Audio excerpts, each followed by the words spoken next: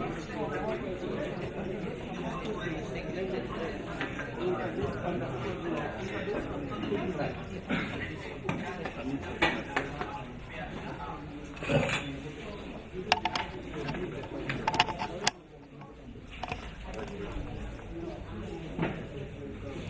morning, everyone. Good morning. Good morning. Let's settle down.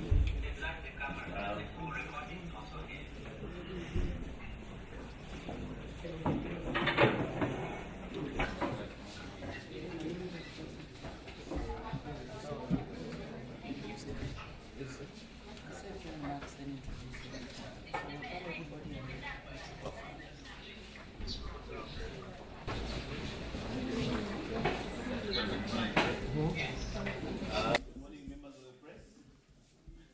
We are joined by the two honorable ministers, the House Minister, Honorable Chamin Sobel, and Honorable Minister for Information and Broadcasting, and who is the Chief Government Spokesperson, Honorable Cecilia.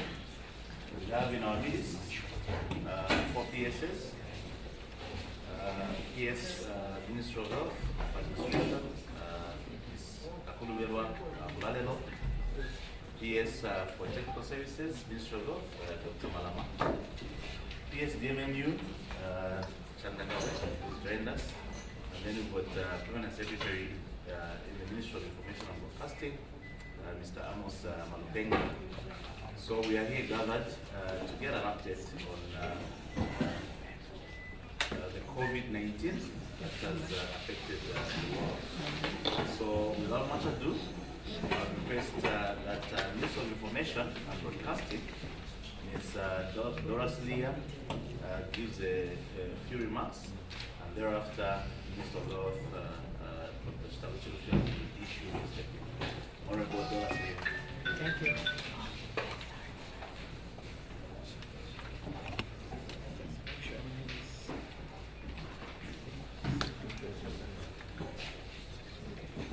Good morning, colleagues. I just want first of all to welcome all of you and put on record that government does not take it for granted.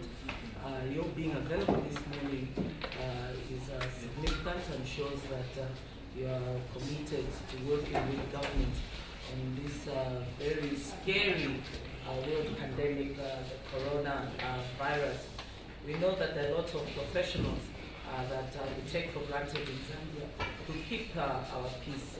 I have traveled around the country and I've seen what the soldiers do for us, young men and women, in outposts in this country, and they ensure that our security is maintained. We know about the police, even after efforts to try and erode confidence in the police. We know the amount of work they do to keep us safe as a country. There are professionals like teachers whose responsibility is to mold our children. They go beyond the call of duty to ensure that our children do not just learn 1 plus 1, do not just learn how to read, but become citizens who are decent and can contribute to this country. We know also that those in the health sector, they also work beyond the call of duty, especially in times such as now, because I want to believe that like each one of us, even nurses, doctors, all those who work in hospitals, are extremely frightened at the possibility of getting corona, and they are risk workers. And so I think that sometimes we should take a moment to remember the kind of work they're doing for all of us, going beyond the call of duty. Corona affects everybody. We've seen ministers around the world. We've seen movie stars around the world. Corona affects everyone, and none of us is safe unless we work together. And I think that at this point in time, we are hearing a new call of duty. And this call of duty is to us in the media, that what role are we going to play at this difficult time? The police have to keep our borders safe, to ensure that people coming into the country are screened together with health officials so that we try not to expose the country to corona. The health workers are busy in hospitals to ensure that those who might be exposed are treated, and that we get the information that we need. The teachers are busy beyond their call of duty, educating us, educating our children. I have just come from Eastern Province.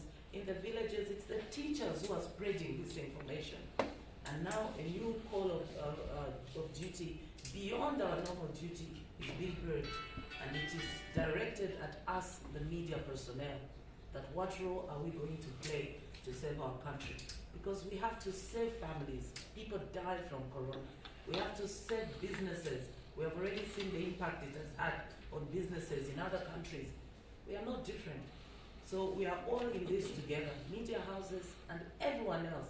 And we all have to be patriotic and go beyond the call of duty to be able to address this challenge, because it is a pandemic and it spares no one, and it can destroy everything, including the economy.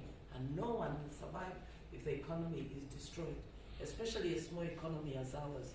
So I hope and continue to pray and believe that the media will be in the forefront of this, so that we can save our people, as many as we can, in the event that corona did come to Zambia, because it spares no one, as we have seen. Rich people, poor people, everyone. It's not about poor countries or rich countries. And so the call of duty being directed towards media houses is very loud.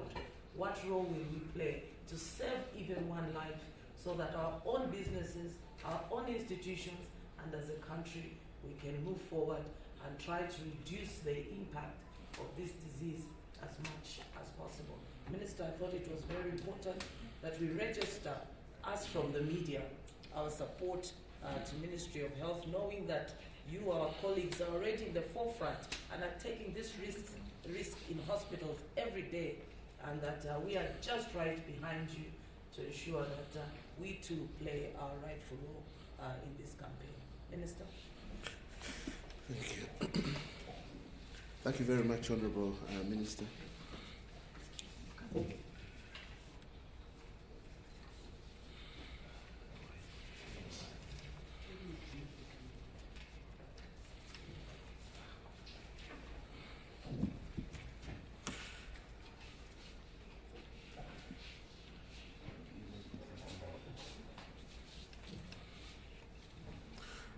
Good morning, distinguished colleagues from the media. The media have no voices. Good morning. Colleagues from like my initial protest is flowers that look like a wreath that are obstructing me from the media.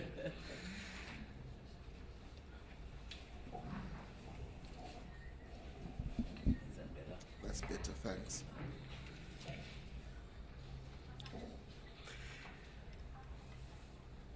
I'd like to recognize the presence of the Honourable Minister of Information and Broadcasting, who is also the Chief Government Spokesperson, and the PS. Your presence here demonstrates government's multi-sectoral approach to health, and we appreciate your presence and your very well-placed remarks in opening this press briefing. I recognize the presence of permanent secretaries from Office of the Vice President, the MMU, Chanda Kabwe, and PSS, Malama, and Kakulubelo from Health. Directors from various government institutions, I recognize your presence. His Excellency, the President of the Republic of Zambia, Dr. Edgar Chagwa Lungu, has expressed deep concern at the rapid geographical spread of the COVID-19 virus. And now that it is now being reported in our neighboring countries, the Congo DRC, South Africa, it is become imperative that even more urgent measures have been be implemented. So His Excellency the President has directed an immediate escalation in public health security, and to this effect, we give today measures that we've put in place as a task force put in place to fight COVID-19 to the public. I would like to emphasize, ladies and gentlemen, that the government of the Republic of Zambia under the leadership of His Excellency Dr. Lungu, remains committed to public health security and will do all it can to ensure that the public is protected from all public health hazards, including the COVID-19. So today I wish to update the nation on the ongoing COVID-19 outbreak and the measures the government of the Republic of Zambia is upscaling to enhance our preparedness, surveillance and response to the threat. As you may be aware, COVID-19 was first reported on 31st December 2019 in Wuhan city of Hubei province in China. On 30th January 2020, the World Health Organization declared COVID-19 as a global health emergency, and following wide and continued spread of the virus around the world, the outbreak has, in the last few days, been upgraded to pandemic status. However, the World Health Organization still implores countries to step up efforts to contain the spread of the virus by implementing strong measures to support detection, isolation, and supportive treatment of cases, enhance contact tracing and interruption of the disease transmission.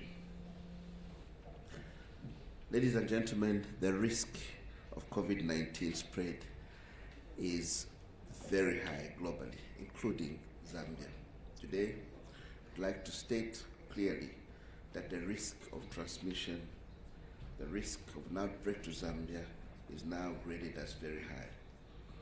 Key symptoms of COVID-19 include fever, headache, shortness of breath, sneezing, body weakness, sore throat, and other common prodromal symptoms associated with common flus. The disease may be self-limiting and may disappear within days, but the disease may progress and even result in organ failure, kidney failure, and death. The incubation period for COVID-19 is 2 to 14 days.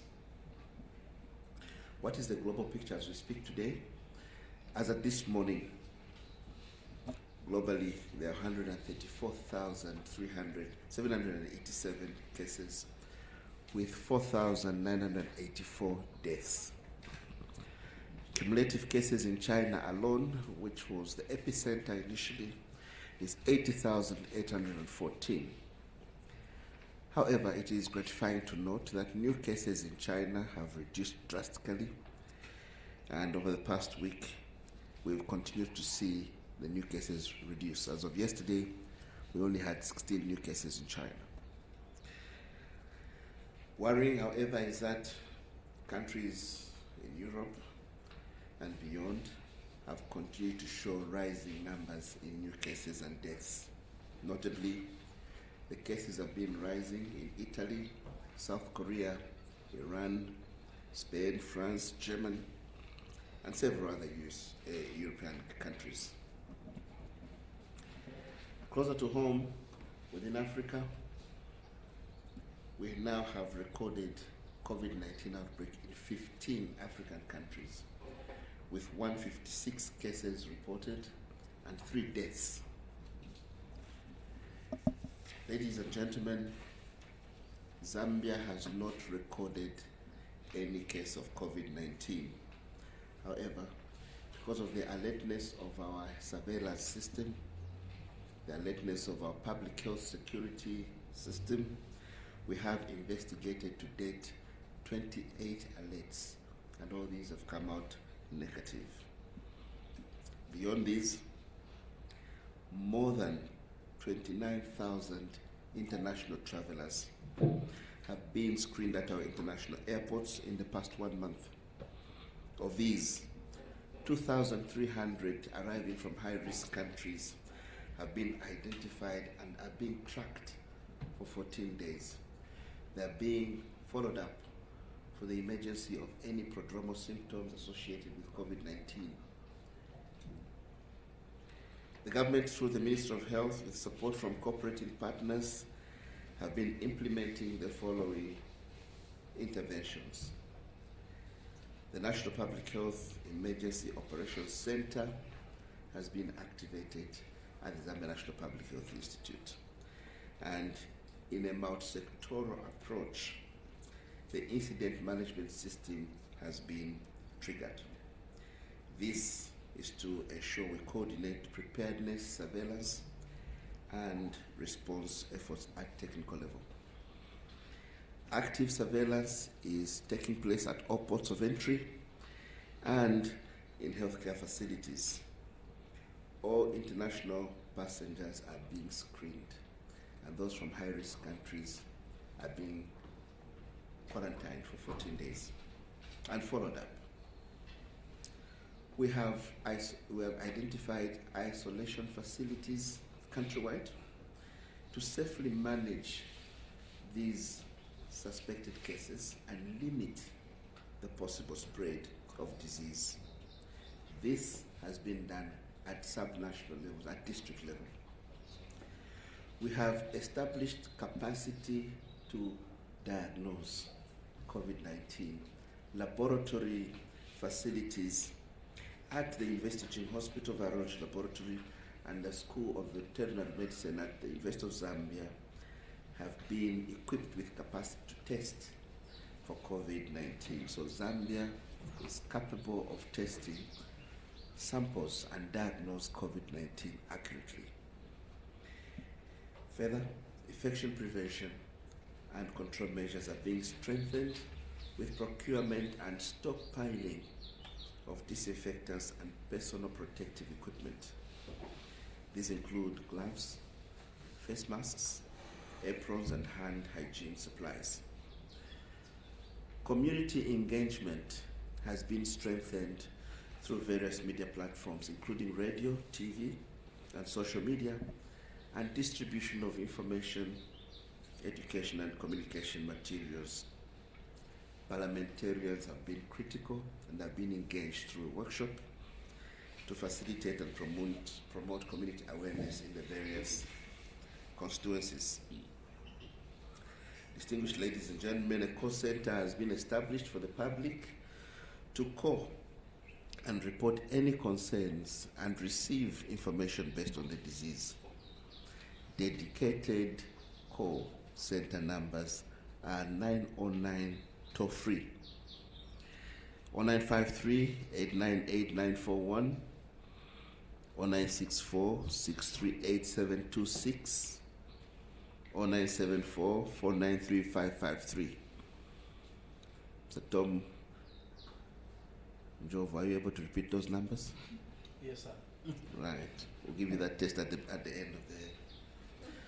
We've also introduced specialized training for key health workers and SAGE staff, including immigration staff, customs, defense, security, and point of entry personnel.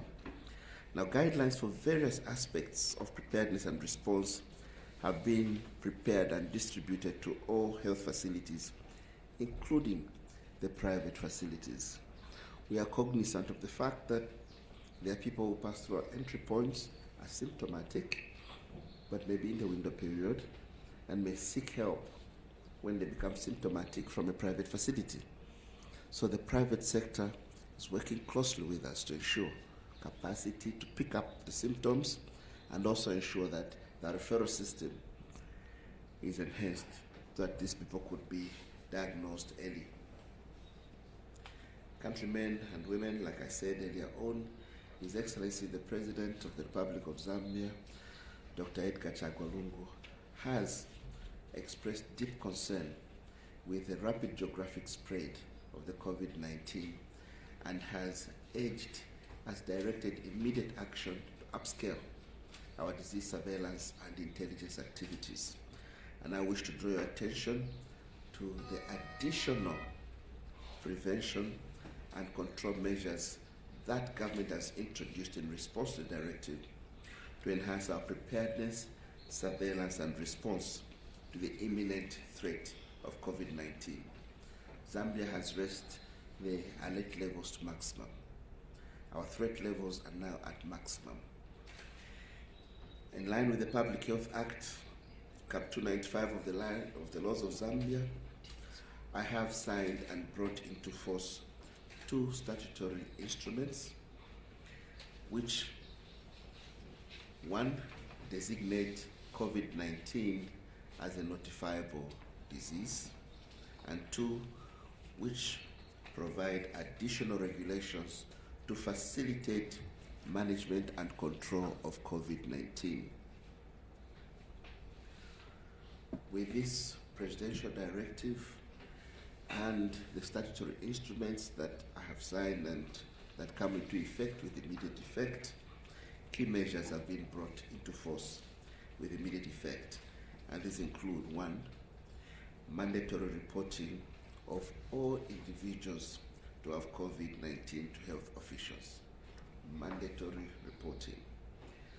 2, mandatory quarantine of all travelers from high-risk areas for a minimum period of 14 days. 3, mandatory isolation of all suspected and confirmed cases of COVID-19. 4, mandatory collection of all relevant specimens for diagnosis and management of COVID-19. And 5, closure of any premises that pose a public health threat linked to COVID-19. Now repeat that. Closure of any premises that pose a public health threat to COVID-19. Further, a mandatory requirement for the provision of adequate and accessible facilities for hand hygiene at all public places, including shopping malls, markets, workplaces, trading places, restaurants, bars, bus stations, places of worship, schools, offices, and other congregate settings. Hand hygiene facilities should include soap and running water or alcohol-based hand sanitizers. Alcohol-based hand sanitizers. Distinguished ladies and gentlemen, it is now a requirement by law that public places, including schools and training institutions, shopping malls, markets, trading places, restaurants, bus stations, places of worship,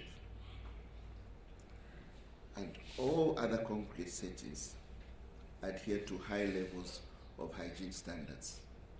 The environment around your places must be by law clean.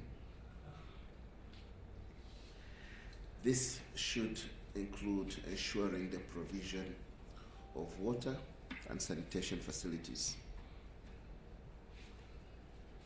School authorities, leaders of religious institutions, employers, and community leaders are now required to disseminate information on health practices, including for the prevention of COVID-19 to their constituents. Distinguished ladies and gentlemen, this must be made very clear.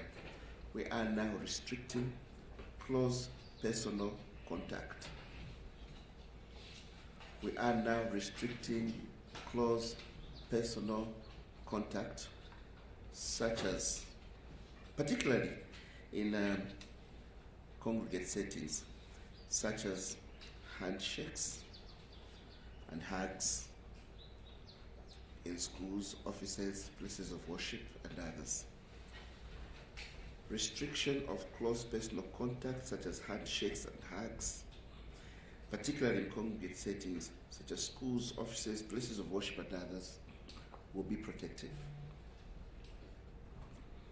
Social distancing of at least 1 meter is encouraged when an individual is showing respiratory symptoms such as cough and or sneezing. Social distancing of at least 1 meter is encouraged when an individual is showing respiratory symptoms such as cough or sneezing. Individuals expressing or showing such symptoms are urged to stay at home and avoid interacting with the public. We are restricting public gatherings. We are restricting unnecessary public gatherings. We are further restricting non-essential foreign travel. As of our surroundings, we are now emphasizing mandatory cleaning of surroundings and proper management of waste within communities, trading places, and other public places.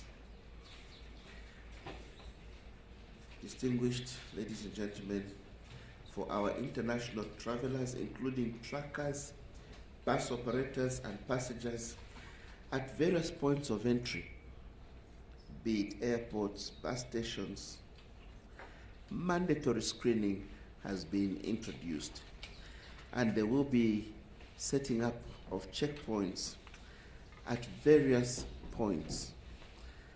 And so mandatory screening at checkpoints at various points has been introduced, and this shall be done by a multidisciplinary task team that involves various sectors that include health, immigration, and generally Home Affairs and Defense and Security wings. Authorities at all points of entry, including airports, harbors, railway stations, and ground crossings, are required by law to put in place all necessary provisions to promote hygiene and facilitate infection prevention and control during passenger transit and transfer. Further, operators of passenger vehicles, aeroplanes, marine transport, and other conveyances are required by law to put in place all necessary provisions to promote hygiene and facilitate infection prevention and control during operations. Now, this includes, but not limited to, 1, provision of health information on COVID-19 and other health-related matters. In addition, like I said earlier on, hand washing facilities, regular cleaning of public facilities, toilets, regular disinfection in transit. In addition, transport operators are required to submit all relevant information and documentation about their travelers that may be useful in detection and management of COVID-19. To this effect, the Zambia National Public Health Institute yesterday summoned a meeting of all airlines chief executives yesterday and agreed a number of interventions that I've alluded to in this statement. At all airports, we will have strengthened surveillance and intelligence activities. We have now introduced the forms that you need to fill in to give us your travel history in transit. Those forms will not be filled in at the airport, but they will be filled in while the passengers are in transit. Airborne, on the buses, on the trains, you fill in those forms, and information will be communicated to our Zambia National Public Health Institute command post before being admitted into the country, so that we can be able to isolate or distinguish which individuals or travelers require particular attention. Furthermore, disinfection of common public places in transit is mandatory, and dissemination of information. And thirdly, as you come into the ports of entry, particularly the airports, before you even get into the terminals, the various screening measures will be done so that measures are taken quickly even before you get into the terminals. Distinguished ladies and gentlemen, we continue to issue travel advisories. Distinguished ladies and gentlemen, we want to emphasize, for all institutions that require to hold any form of public gathering,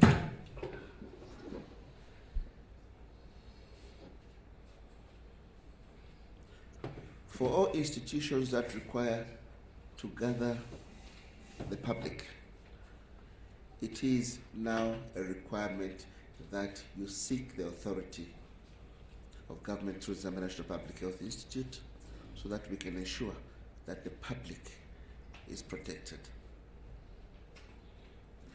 I wish to appeal to all citizens to exercise high levels of hygiene and to comply with these measures that are aimed at safeguarding the health and well-being of all Zambians and the Zambian public at large. Health inspectors and authorized officers shall from time to time visit public premises to ensure compliance and enforce these regulations. Failure to comply with these regulations shall constitute an offense, and individuals shall be liable upon conviction to penalties stipulated in the regulations. Distinguished ladies and gentlemen, prevention of disease, promotion of wellness is the primary focus in our journey towards universal health coverage. The government of the Republic of Zambia, under the leadership of His Excellency President Edgar Chagwa Lungu, is determined to ensure public health security. It's a critical factor of sustainable development, and we will put in all measures to ensure that our development program is shielded from shocks of epidemics. Now that we face this grave threat, it is important that as Kingsmen we gather and agree a common approach to ensure that the public and the country at large is protected from the possible outbreak of such magnitude. Let me thank our cooperating partners that have worked with us closely in enhancing public health security and health system strengthening in general.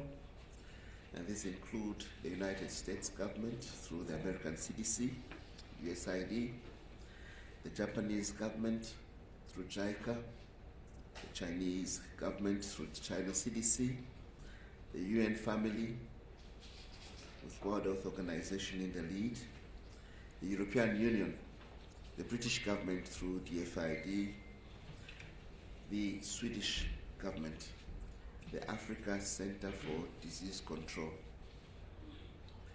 all other cooperating partners, including the global funds and the local cooperating partners such as CHARS, and the community at large, would like to place on record unfettered gratitude for your partnership, for your friendship, and holding hands with us as we pass through this.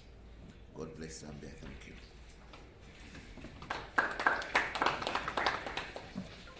Thank you so much, Honorables, for that brief. We'll take 2 rounds of questions, 3 each. So, okay, there's one hand there. Sorry, I'm having trouble. So maybe you may start. My name is Maureen Nawa. I'm from Ghana. My first question was about the question. The first one goes to the Minister of Health. Honorable Minister, is it possible for you to tell us what constitutes non-essential travel? Then for the Minister of Information, we heard quite right that we are at risk. Will you say it is important to restrict travel to countries like Europe, which is now taking a lead in recording these cases? Thank you. Thank you, Chris. My name is Chris Mburai for Reuters. Will you be upstanding? My name is Chris Mburai for Reuters. Lately we have witnessed the outbreak of dangerous diseases such as Ebola. My question is for the health minister. I wanted to find out whether our health budget has been progressively increasing since the outbreak of Ebola in 2015. then on the COVID isolation centers, what is the planned capacity of the institutions that have been identified for isolation? I'll request that we ask one question at a time. Yes? The last one? Thank you very much. My name is Chizo for Prime TV. I would like to find out from you already, in as much as you have told us that Zambia is at risk, and then you also say we are ready to handle in case anything comes up. I want you to speak to us in terms of the mandatory directives. How much are we talking about in order to be on the safe side in case we record any case of coronavirus? How much is required for us to be on the safe side versus what has been put in place by the government?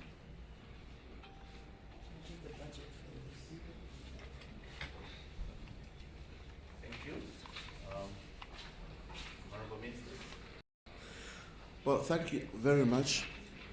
Now, international health regulations, yes, do not support restrictions, unjustified restrictions in mass movements or in trade. However, countries, by their sovereignty, are allowed to come up with legislation to protect the public from possible hazards of this nature.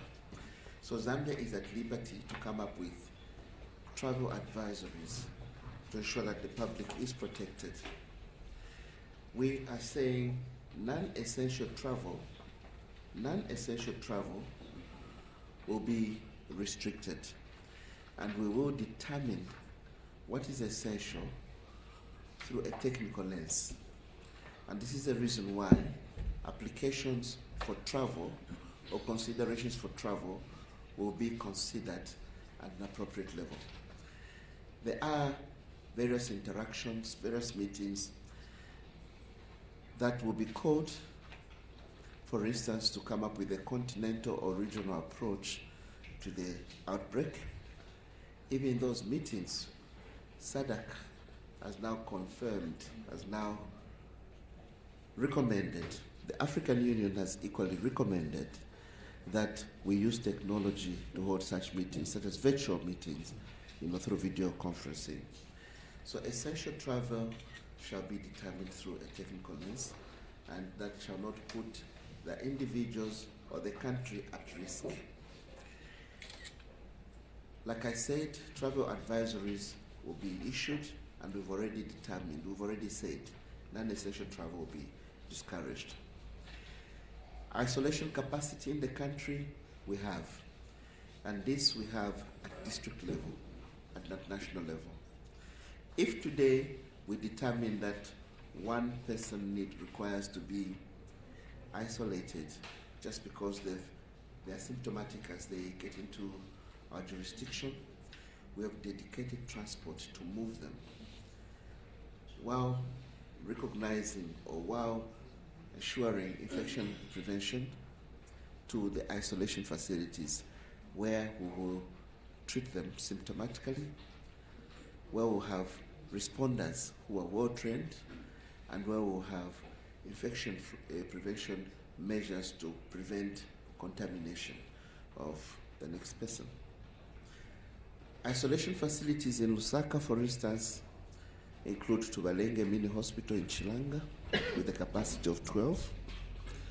We have the Levi Mwanawasa new wing, which has a bed capacity of more than 800 that has been dedicated to as an isolation facility in case number SWOR. In the various provinces, facilities have been identified which would use for isolation. Do we have adequate budget? Again, in moving beyond rhetoric and in showing concern to this outbreak and to ensure that the public is protected, His Excellency President Edgar Lungu did summon an emergency cabinet meeting and ordered the creation of an emergency fund, an emergency contingency fund of 57 million kwacha to ensure that we are ready to respond to any threat, and that fund has been created.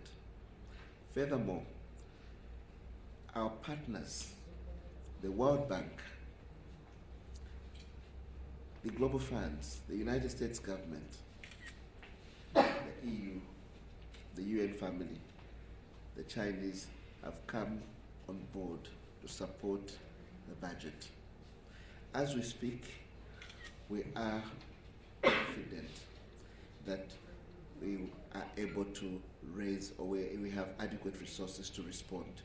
The initial budget of 97 million kwacha is adequately covered with support from, one, the World Bank, the US government, and other cooperating partners like I alluded to, and emphasizing that our domestic resources of 57 million kwacha have been set aside through this contingency fund. But our healthy cooperation with our cooperating partners in the true spirit of health diplomacy has also resulted in us raising resources to ensure that we're able to respond to an epidemic of any scale.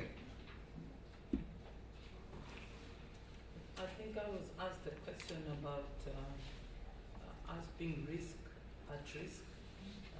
I think the minister was very clear in his statement in saying that now Zambia is at high risk because in the neighborhood in South Africa, in the Congo, DR, and now in Kenya, we've heard of confirmed cases. And clearly, people are allowed to move. People move. We've known that the incident from Kenya, somebody traveled from America. I think the message to the public would be, if you don't have to travel, really don't have to travel, don't, because you are exposed as long as you're in a public gathering, in an aircraft, at airports. And if you want to go, for example, today you say you want to go to America, maybe you have to think twice. As a country, we are screening people at the airports. But if you don't have to travel, and even within government, we have said no essential travel. So there's supposed to be a SADC meeting next week. The ministers who are supposed to attend that meeting will not travel because government has issued this aside yesterday. So what will happen is that they will go to the Ministry of Foreign Affairs here in Lusaka and do teleconferencing with all the other 13 countries, because I think there are 14 member states in SADC. So instead of going to meet in Tanzania, which is now hosting the SADC meetings, which is the chair, the Zambian ministers will not travel. That is curtailing essential travel. They will be at Foreign Affairs to go and do this teleconferencing. Because now we have said we are at high risk as a country, so they will not travel. I think the important issue is it doesn't matter how much money government mobilizes. What is important is that personal hygiene has to be paramount. And I think that the SI, the minister was talking about, has been very clear. And maybe, since I am from the media, I can take advantage and ask the minister for clarity for the public to understand. A handshake's illegal now after this SI. We should not shake hands at all. You can confirm, Minister, yes or no? Well, my next question, maybe I give you time. My next question is that all public places now, like here where we came, are you saying that it is illegal to come in this room without washing our hands? That we should all be compelled to have washed our hands outside? That all public churches, restaurants, that it should be illegal for anybody to enter without washing their hands? I think it's important that the public understands the issue about no handshakes, washing hands at every single public place, including shopping malls. Minister. Please do not worry. Dora is a journalist, and so she has deja vus. And so this is called cross-examination of a minister by a minister. Now, the point the minister is emphasizing is fundamental. It's vitally important to emphasize that you don't have the option of not maintaining hygiene in your surrounding. It is punishable. You don't have an option of not putting hand washing facilities with soap or sanitizer in a public place. This is to protect the public and to protect you from infection. So we are using words like it is now mandatory to put hand washing facilities in various congregate settings. Prevention is much cheaper than handling an epidemic or a human-to-human spread arrangement. If we start having human-to-human spread because of handshakes, because of not keeping, in line with the provisions of the SI, such as maintaining a social distance, we will only spend more, we'll lose lives, we'll spend more in managing cases, and there shall be disruption in many activities, including our economic development program. So for emphasis sake, as the minister has said, handshakes, let us avoid handshakes.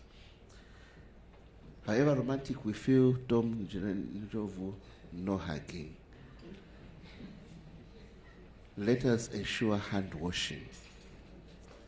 Let us ensure social distances from people, social distancing from people with symptoms, a minimum of 1 meter. And for those of you with a symptom, when you're coughing, cover your mouth with your hand, or cough in your, you call it, cover with your elbow, or is it coughing?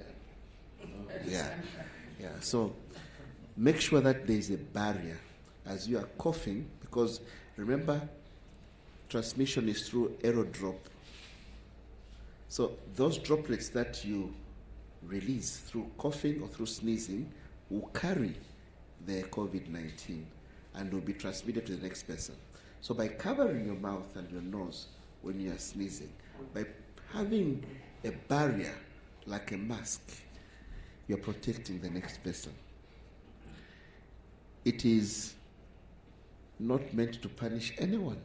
It is meant to protect all of us. It is meant to protect all of us. None of these measures are punitive. All these measures are protective. Health security is critical. Like the minister emphasized, we see a lot of soldiers protecting our installations or our country from physical assaults and damage. But we need the warriors in health security to protect the public from biological assaults. Diseases can be a very, very significant threat to our security as nations. Nations can be wiped out through epidemics. Productivity can be reduced drastically because of a morbid population. So investing in the health of our people is our inescapable imperative as government, and this has been so stated by the Republican President in all our documents and in all that we do. Health security is fundamental. I emphasize, let us avoid handshakes. I emphasize, let us put hand washing facilities in all public places. I emphasize that not doing so is confronting the law. Thank you so much, Honorables, for those clarifications. I'll take another round of 3. Yeah, and then 2. All right, so you start. Good morning, Honorable Minister. My name is Darius Jono, and I'm from Diamond TV. I have 2 questions. One is for you, Honorable Minister, for information, and the other one to you, Dr. Stanley. I'll start with you, Ms. Celia. Has government assessed the economic impact that this pandemic will have? I'm asking this because we have seen other countries where trading places have been closed due to this particular pandemic. And to you, Honorable Minister of Health, We just want to get clarity on restrictions that have been imposed on gatherings. Are you going to, ban gatherings or take for instance the church? Would they need to maybe apply for a permit in order to have maybe a gathering?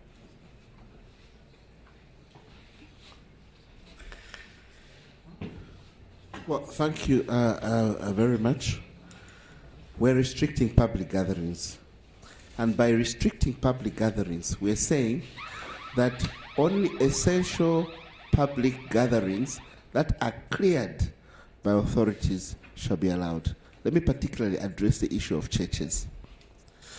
Churches need to reduce the hours they congregate. Churches need to introduce hand washing facilities. People need to wash their hands as they go into church and go out. Churches need to introduce a slot where they disseminate key information on the COVID-19. And this is not peculiar to this outbreak, and this happened during the cholera outbreak. Now let me emphasize, if we all work together and adhere to this, there will be no need for us to escalate to banning all public gatherings. So we're restricting gatherings now, and we'll only clear public gatherings that we are confident, one, don't put the public at risk, and that do not hold people together in congregate settings for too long.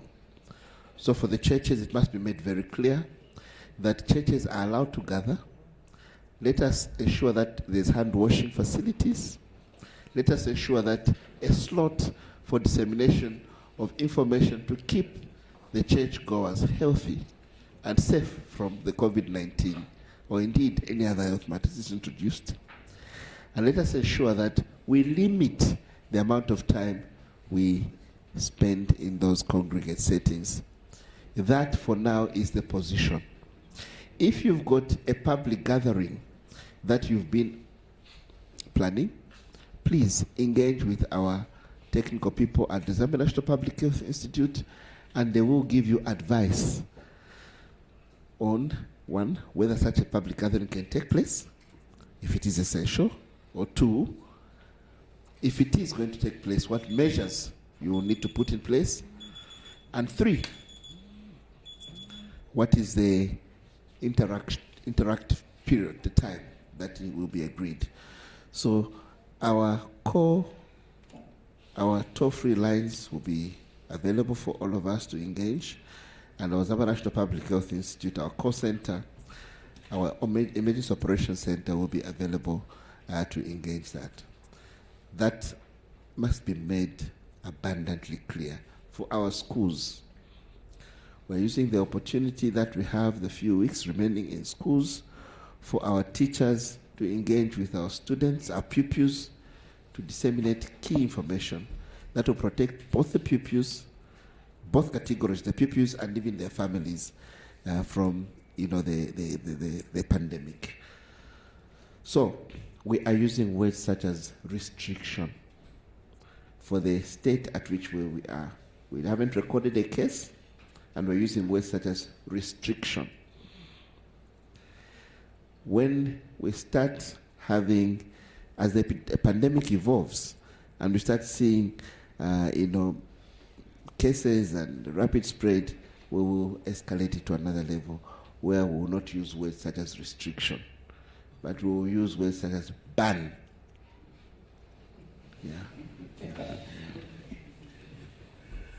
Thank you. I think the minister has made the point. We are still at high risk now, and would rather keep it there than for this situation to escalate. And I think that the media are in the forefront in educating the public about personal hygiene so that this does not escalate. The PS is busy right now in our own ministry working on an SI, a statutory instrument, a short-term one, which we are hoping to present to Cabinet so that we provide a legal framework in which government will also engage with the media on this matter, because you appreciate now the seriousness of this matter. The assessment of the economy. Obviously, we expect that it will be impacted. Even now, before we have recorded any coronavirus, we are being impacted because of the corona being elsewhere. Exports to China, imports from China, our women and men who depend on trading going to Guangzhou. The country is being impacted. You can even see the impact on the rate of the kwacha because major business routes have been disrupted. Business with the US, people now are thinking twice about flying. People are thinking twice about exporting. If a state in China or in America is shut down, it means factories are shut down. If here in Zambia, we hear a case in the media, in a media house, with my teacher stage where the media house is shut down and has to find another way to operate. So businesses will be impacted, jobs will be impacted, livelihoods will be impacted. We don't want to get to the point where we get a press briefing where the minister will be issuing a ban, a curfew that we should all stay indoors. So people's social, economic life will be disrupted because people then have to think of other ways in which to be able to live with that. So we don't want to get there. And the only way for us not to get there is that, like the soldiers are in the forefront at war, the media has to be in the forefront to make sure that the message is delivered to our citizens. Hygiene, personal hygiene, number one, so that we don't get this disease to be transmittable human to human across our 17 million Zambians, and that our life can continue as it is doing now. Thank you so much. I think we'll have the last round of questions. No, we are here to answer their questions. Okay. We need to exhaust this. Thank you so much, Honorables, for that. So you're free to ask questions. So I'll take another round of three until we exhaust your questions. There's a hand there, there's another hand there. Okay, sorry, I can start. Introduce yourself, please be standing. Good morning, Honorable Minister. I'm Edwin. There's a myth that is going around that the coronavirus is not affecting the black man. And women. I know what you mean. Because that question is so heavy, we need to confront it right now. There is no race, there is no sex that is safe from COVID-19. This pandemic affects the whole world, and you are at risk. You are at risk whether you're black or white or colored. You are at risk. And it must be emphasized that while there may be certain variables in disease transmission that anchor on weather, you can get COVID-19 in places where the weather is hot or where the weather is cold. So you will get COVID-19 whether you're black, white, or colored, or Hispanic, or anything. So that must be emphasized. The important thing is that World Health Organization has now declared COVID-19 as a pandemic, and there is rapid geographic spread. And as Zambia, we have put in measures to ensure prevention and also early detection and ensure that there is isolation and adequate treatment of such cases. And that should be our approach. Thank you so much. Yes, Andrew? From the public, there's a question. We are monitoring social media right now. So they are asking what measures were put in place, considering that we are at high risk in terms of medical staff in hospitals. How safe are they? How safe are medical staff? It must be put on record that our level of preparedness includes training of our health staff, not only to rapidly respond, but also to ensure that they are safe. If you see our surveillance staff at our ports of entry, they'll be clad in particular regalia. That is personal protective equipment. That is a barrier. As they're engaging with any traveler who may be symptomatic, they will be protected. So they are trained, one, in the use of PPEs, personal protective equipment, and two, they are clad in that equipment to protect them or to create a barrier from the symptomatic patients. And even in the places where we isolate them, our health workers, one, observe certain routines that promote infection prevention and that also protect them from getting the disease. And they will be using PPEs even there. It must be emphasized that they are at risk as health workers. And this is the reason why we train health workers. We've so far trained thousands of rapid responders countrywide, thousands of surveillance staff countrywide, preventive measures, staff that are equipped with knowledge on ensuring prevention. We've also further trained staff that are going to treat possible cases. We have produced guidelines for both prevention and for treatment. So our human capital is ready to handle prevention and to handle treatment while ensuring safety of the health worker.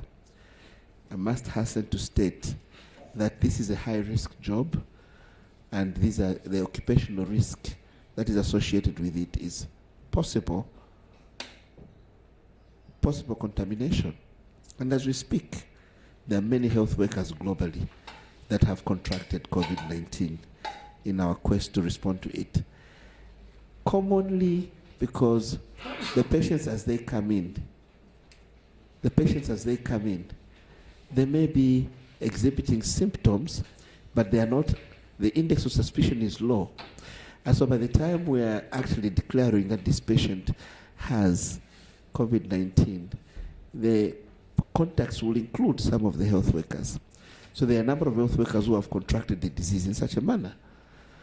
So when we are at ports of entry or at places where we are handling suspects, our health workers are ready. There are many situations where our health workers come into contact with suspects who have low index of suspicion, and this is the reason why we are urging the community to participate in this response. Because as our travelers come in, they may be asymptomatic, and as we do the temperature check, as we do the history, the examination, they will not exhibit any symptoms. But within the 2 to 14-day period, incubation period, they may start showing some symptoms. Be alert as the community so that you can actually alert the staff even as you take them there. This is a possible case. So the community will take a very significant role in this, because in many countries where we've recorded cases, they've managed to go through the entry points and have only become symptomatic in the community, and sometimes have been picked in private hospitals. That's why it is important that we work together as communities and as private hospitals and as public hospitals to ensure that those who go through the dragnet at our ports of entry are quickly picked out while in the community and given the appropriate management. Thank you so much, Honorable Ministers. We get another round with 3. So there's a hand there. You want to ask again? It's a follow-up question. Okay, great. So we'll start with There's a lady over there. yeah, I'm the lady. All right. Good morning, honorables. I'm Jimmy Kanasha from CBC Television. Now, my question's considering people who discover that, or maybe discover symptoms. Will you allow them to self-quarantine themselves, or what steps will you take in actually curbing that issue? Thank you so much. Follow-up question? Follow-up question on the question that I earlier asked to you, Honorable Minister, on restrictions pertaining to gatherings, and I think your response focused more on church gatherings. But then we are aware that there are other gatherings, such as people who want to go in bars and also nightclubs. Are you also going to reduce the hours of operation? Yes, it's better than bad than bad.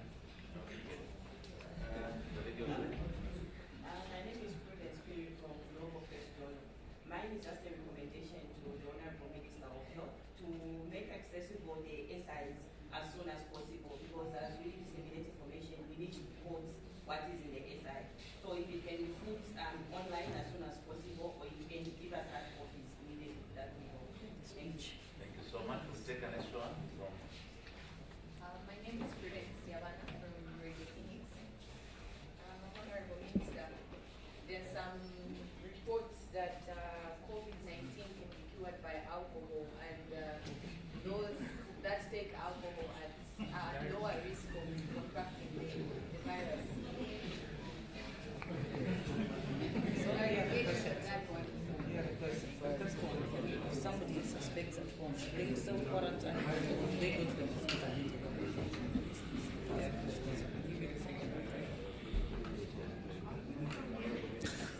Thank you very much. Colleagues, it must be made very clear. There is no self-quarantine when you have symptoms. When you have symptoms and you meet the definition of a suspect, when you meet the case definition of a suspect, there is no self-quarantine. There is now isolation in a designated place. And we must ensure that we even track your contacts if we confirm that you're positive. Now, in the case that you are symptomatic and we pick it at ports of entry, we will isolate you. We'll isolate you in a designated place where we have dedicated staff that are trained to do the symptomatic management. We will keep you there until you recover. Fatality is low with COVID-19. A lot of the people that have contracted COVID-19 are recovering. A lot of people who are at risk either have underlying conditions or are aged. So mortality or fatality is overall low. Now, we must state that if you have symptoms, we will isolate you. If you develop symptoms while at home, get to a designated facility. And we want to emphasize this. Our health workers are trained to determine that this is a suspect and will appropriately refer to the center that we're using to handle such cases. Your travel history is so important to us, and like I said, we've already screened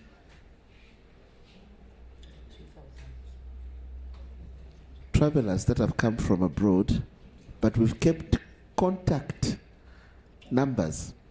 So 29,000 have been screened. We have followed up about 2,300, 2,900. We followed up 2,900, and we follow them up. We don't even wait for them to say they are symptomatic, because we know they are high risk. We follow them up ourselves. Should you develop symptoms, you have contact already with us, and we'll actually guide you where to go. We'd like to promote practice where we go to designated places. As we follow you up, we've made it very clear. Should you develop this symptom, this is the place to go to, this is the number to call. We are very, very particular about that. You come in asymptomatic, develop symptoms at home, you will be guided where to go, and you cannot be in self-quarantine. You are symptomatic as you arrive in, you cannot be in self-quarantine, you need to go to an isolation facilities. So the case definition will basically distinguish. You drink alcohol and think you are safer? No ways. No ways. But Minister, maybe the first question needed a follow-up.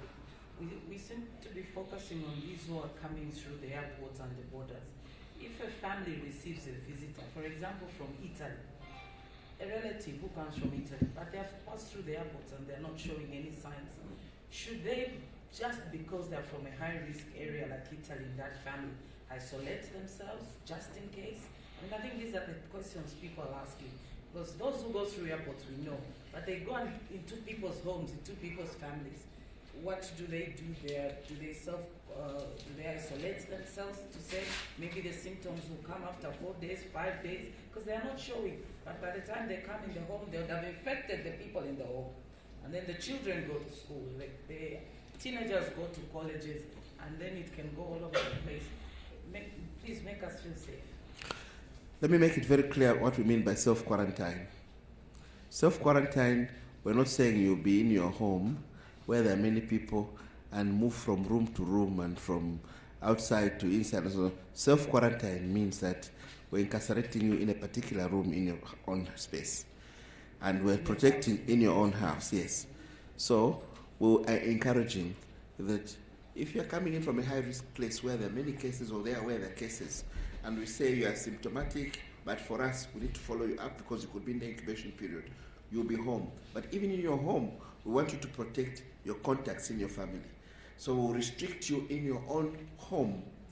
So we do not expect you to be contacting the people in your home unnecessarily for the 14-day period. Should you develop symptoms during that 14-day period, we will still consider everyone in your household, in your homestead, as exposed, and will track them as contacts. So it is important to note that self-quarantine does not mean that freely moving within your own house, and the same way we want to protect the people out there is the same way we want to protect the people in your home. So if you admit someone coming from a place which is at high risk, and there are many cases, you are also agreeing to be responsible to say this is your self-quarantine space, and you will be treated as such. You will be receiving support from our technical staff in how to ensure minimal engagement, with you. We're not being discriminatory if we give you food and support in a particular way. It's just to ensure that we reduce your contact with the people, other people, so that they are safer. Within 14-day period, we'll free you. But self-quarantine is not freedom in your home just to do anything. Remember, you have family members that you need to protect as well. The other issue was, the other question was gatherings. Is it just churches, football matches? What about bars and restaurants and offices and meetings? Like I said earlier on, SADC, Ministers of Health, did recommend that we should promote virtual meetings. We should embrace technology to hold meetings. There is no need for us to always be in contact to have these meetings. So it is important that even in our various jurisdictions, where you have to call people to one room for a meeting, you can afford to do video conferencing. You can afford to do, teleconferencing.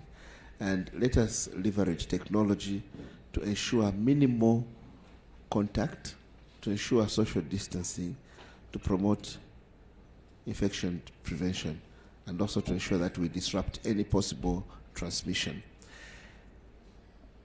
Like we said earlier on, public gatherings need to be sanctioned. We're restricting non-essential public gatherings. Those of you who have been watching football matches, there is in one jurisdiction where the game was played without any audience. That is restriction. And that decision has to be made through a technical lens as levels of, the level of threat is adjusted. So we are saying that we will request you, as you expect to have a gathering of people or a congregation, to seek guidance from the technical people who will tell you our people here are at risk, and if there's a possible case that will be contact with too many people at one go, and that will spread in all directions. You can imagine you have, two people in the grandstand, and those two people are shouting, as Jones Yambo of today scores and dribbles, and then they are right next to other people who may be not incubating. There are a number of people that will be contaminated in such a situation, and who are coming from different directions will make it difficult for us to even contact. So the social distancing is important for us to ensure that we disrupt spread. So I make an appeal for all institutions that gather crowds to engage with our Public Health Institute through toll-free lines and through many other ways of engaging, to ensure that through a technical list they are given guidance on how to proceed. However, like the SI is saying, it is mandatory to put hand washing facilities in such a situation. It is mandatory to ensure hygiene and cleanliness in the environment in such situations. It is mandatory to clean regularly facilities in such a place. So we are not restricting to one form of congregate setting. This applies to all congregate settings. I think, Minister, the important point here is personal hygiene, personal decisions. Reduce your risk by making a decision not to be exposed. If you don't have to go to a bar, don't go. If you don't have to go to a football match, don't go. That's the only way you can protect yourself. The minister suggests you can take a drink at home. And the hand washing is not just in public gathering. Even in a household, you have members of that household, children coming from school, from university, you from work. Even there, you need to be able to have hand wash and sanitizing as a practice, as personal hygiene. This information, the SI minister, the lady said that, are you going to distribute it? We're distributing the statement to the media right away, and also the SI we're distributing to the media right away. Thank you so much. Are there any other burning questions? I think just 1 minute. This is multi-sectoral. So remember the way that it was done with cholera. We expect that Ministry of Local Government will be sending out inspectors to ensure compliance, especially in public gatherings. Maybe just one question from the Minister. The National Public Health Authority for gatherings, is it also at district level? It's just here in Lusaka. And the last burning question, there are a lot of stories on the internet that there's a cure for corona, such as no, just drink water and keep your throat moist, you can't get corona. I think those two are very important. Thank you so much, Honorable Ministers. Ministers present. Members of the press. No, I wanted the Minister to answer those two questions. At district level, is there public health and a cure for corona? Thank you so much, Honorable Minister, for that question. There is no known cure for coronavirus, COVID-19. The novel coronavirus known as COVID-19 has no known treatment, or cure rather. There is no vaccine that has been identified today as carrying efficacy to protect anyone from the COVID-19. What we are relying on is prevention, early detection, and symptomatic management, and the fact that the mortality is low. There is no one who should promote myths such as use garlic and you will be able to be cured, use this, drink a lot of water, you'll be able to be cured. No. Live healthy as you live, but for the COVID-19, there is no known cure, no known vaccine, and there is no practice today that is known to cure COVID-19. The Zambia National Public Health Institute is a technical arm of government that spearheads disease surveillance and intelligence. While it is headquartered in Lusaka, it has a presence in all parts of the country through our district health management teams. The Zambia National Public Health Institute is a multi-sectoral platform. We embrace a one health approach, one government approach, and we bring together practitioners of animal health, plant health, and human health to ensure that we can enhance public health security. So in the true spirit of a one government approach, a multi-sectoral approach to health, in the true spirit of a one health approach, we have stakeholders from animal, plant, and human health at all levels, be it at national, provincial, and district level, working together for this. In Kaputa, there are surveillance officers. In Kazungula, there are surveillance officers. In Mwanjavantu, there are surveillance officers. And we must emphasize that the level of sophistication in terms of equipment and expertise for diagnosing in the laboratory lies in a certain level of accreditation of a laboratory. So we have designated 2 laboratories, the virology laboratories at UTH and the veterinary laboratories at University of Zambia. But in terms of collecting samples, our staff are trained on how to collect, samples and pass them on. And we also have rapid response teams that are able to move to go and support the front line at this. But the National Public Health Institute has taken a multi-sectoral approach and also a decentralized approach. So we are everywhere. Disease surveillance, disease intelligence, summons the community, summons practitioners of animal health, plant health, and human health to one table to ensure that together we address aspects of health security. Thank you so much, Honorable Minister, for those clarifications. There are no further questions from the members of the press, so maybe we'll call upon the Honorable Ministers to give their last words as we come to the conclusion of this.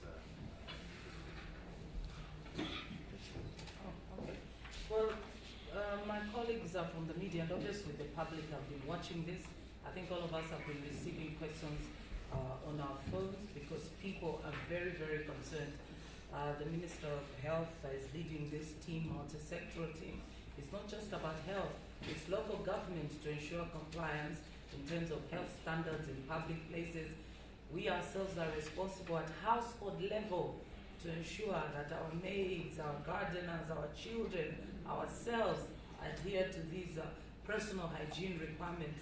And you heard the Minister's SI provisions. We in the Ministry of Information and Broadcasting would make sure that we provide this platform, Minister, as regularly as possible so that our citizens have this information. I think that the media from here have a responsibility to ensure that this message is taken all the way to Chavuma in the language there, to Lundazi in the language there, to Sesheke in the language there, to work with especially our Zanis officers at district level in the prevailing language so that we go to the last house and everybody should know what COVID-19, what coronavirus is, and that there is no cure for this, and it can easily kill and it can be prevented, and we have to do everything possible to ensure that it doesn't spread. But the media are now in the forefront, and the call to us in the media is that we have to be patriotic. Other professions, as I said, go beyond the call of duty. Teachers, doctors, police, soldiers, they go beyond the call of duty to protect us. Now the whole country is looking up to us. Are we going to go beyond the call of duty? We've seen the international press overnight make politics number 3, number 4, and corona number 1, because it is about human beings. It's about our lives, it's about us. And we have to do the same here. Like we said, the PS is preparing an SI to provide some sort of legal framework for government and the media to engage on this matter, because that is how important it is, Minister. So while you're in the front line, we're right behind you to ensure that we disseminate this information to the public, because everybody needs to know, whether you're a bus conductor, Whoever you are in the market, we all need to know about corona. It doesn't choose who lives where. It can affect anybody. Honourable Minister, I would like to thank you most sincerely for working with all of us in this very important approach, multi-sectoral approach to combating COVID-19. The media is instrumental in public dissemination, in information dissemination, and the media are critical if we have to win this war. A collective responsibility involves the media, and I'd like to urge the media to ensure factfulness as we report and to avoid sensational reporting as we talk about this, because this can affect the country negatively. And please, when we are investigating an alert, we're not saying we have a case. And so we've seen on some media platforms announcements, breaking news, Zambia confirms this case. If Zambia confirms the case, we will, in a transparent manner, appear before you and confirm it. And we will do it at this level. And so let there be no speculation, and let us not alarm the public unnecessarily. So factfulness is important. There's no harm when you get a rumor to pick up the phone and call any level, and we'll be able to tell you. Let us also work very well with the community. We have social media now, bloggers, as the lead in communication. Let us take leadership and ensure that we protect the public against social media falsehoods. I would like to emphasize as we conclude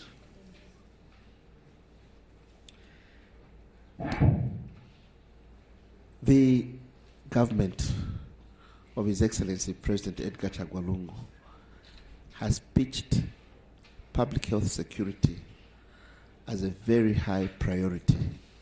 Our highest priority is to ensure the public is safe from any public health hazards. It is for this reason that the health system has been transformed to introduce a dedicated technical arm to spearhead disease intelligence, disease surveillance, epidemic preparedness and response. This is not a Ministry of Health standalone department. It is a platform for multi-sectoral participation. It is a one health, one government centered approach. We have practitioners of plant, animal, and human health convening to ensure that microbes, to ensure that viruses, to ensure that zoonotic diseases that do cross and become, that infect human beings and now start causing human-to-human infection. All these that are addressed. So the Zambia National Public Health Institute is that dedicated arm that brings on board technical experts from all sectors to ensure that the public is protected from public health hazards. And this is the transformation of the health sector that President Lungu has embarked on in the last few years. Now, we have not formed it in response to COVID-19. It's been there as a visionary move to ensure that our sustainable development program is shielded from possible shocks of epidemics. We as communities are critical stakeholders in the Zambia National Public Health Institute because the bedrock of their approach is surveillance. It is information coming from the communities on what is obtaining, who has crossed into the country, who has what symptoms, what conditions are prevailing in the report to our surveillance officers in our districts. And this is fed forward. We are investing in public health infrastructure to ensure that we are adequate in terms of diagnosis. We are training our surveillance teams, our rapid responders. We are doing extensive research, and we are engaging with our technical partners, to ensure that cross-border collaboration and enhancing public health security is enhanced.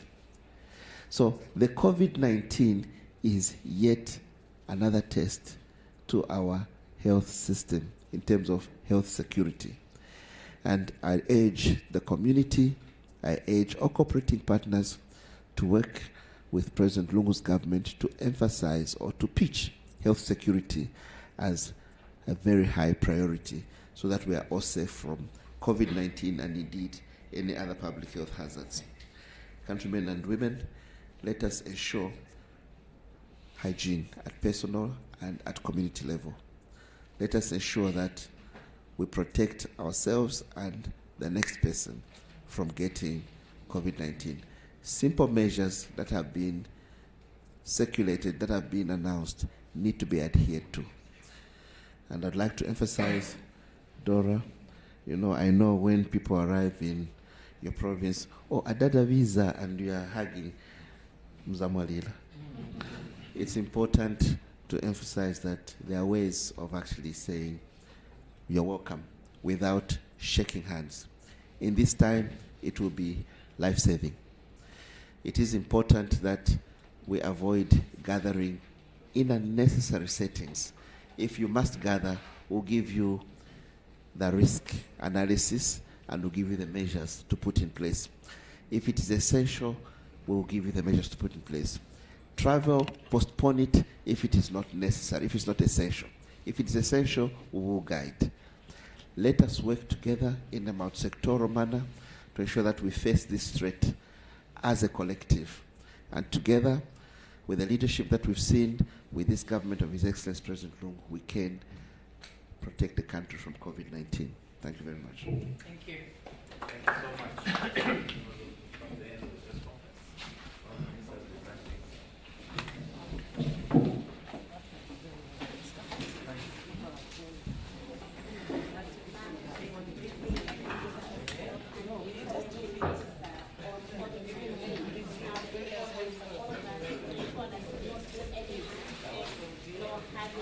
and just extremely ensure maximum hygiene for all of us.